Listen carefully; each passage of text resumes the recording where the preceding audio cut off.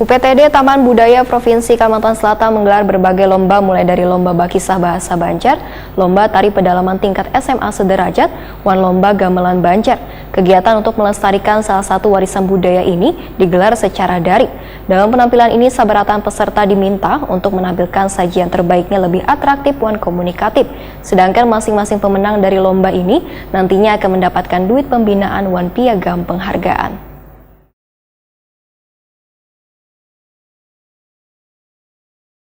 UPTD Taman Budaya Provinsi Kalimantan Selatan menggelar berbagai lomba, mulai dari lomba bakisah bahasa Banjar, lomba tari pedalaman tingkat SMA sederajat, dan lomba gamelan Banjar. Kegiatan untuk melestarikan salah satu warisan budaya ini digelar secara daring.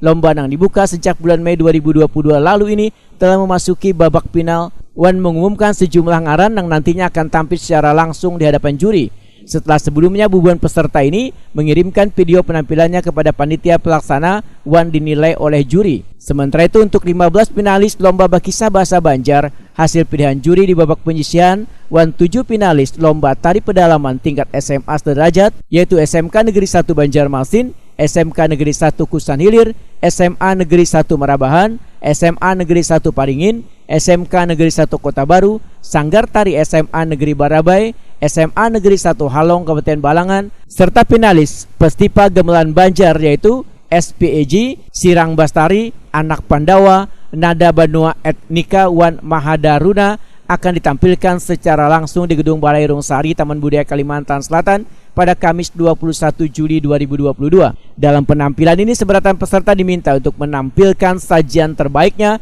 lebih atraktif dan komunikatif. Sedangkan masing-masing pemenang dari lomba ini nantinya akan mendapatkan duit pembinaan dan piagam penghargaan.